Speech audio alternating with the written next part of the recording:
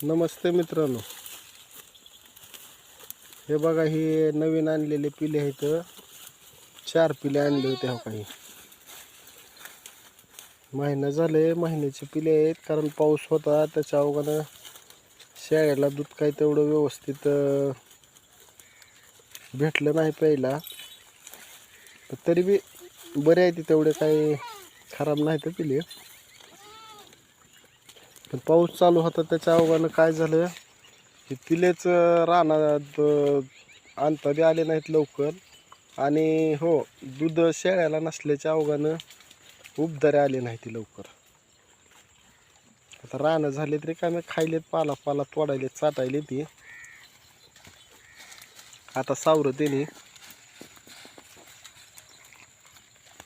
खायला नव्हतं त्याच्या अवघानं शेळ्याची बरीच परेशानी झाली. असेच आडू आडू बांधानं चारावे लागायलेत.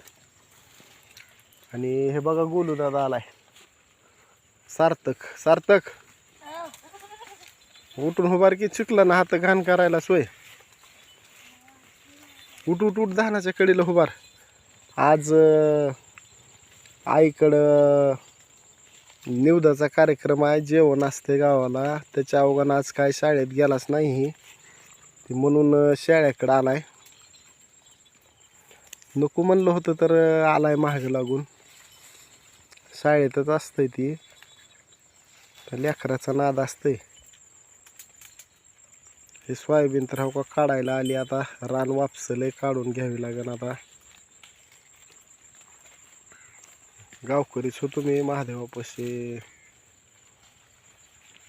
पिले आणले होते नवीन. त्यानं काय लय लांब गेलो नाही.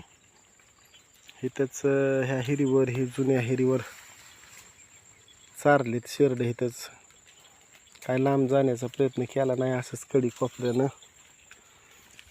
चारायले. हे दादा उठून उभार, इकडे चहानाकडे येईल शेरडं. ठीक आहे, काय बांधाच्या कडेनं काहीतरी आपलं फुलारी फिलारी खायले ती. कारण खायला काय तेवढं भेटायला गेलंय, कारण जनावर जास्त आहेत. आणि रान चिखल असल्याच्या अवघानं बी चिखलात काय होईल, सोयाबीनचं रान हाय ती तरी कामं झालेलं माऊलीचं इथलं. पण तिथं रानात ऊसातलं वरलं पाणी येतं त्या रानामध्ये, खायला बी नाही तेवढं. पण उगा शेंगा फिंगा काहीतरी पडलेल्या खाते ती. पाय चालले त्या रानाने.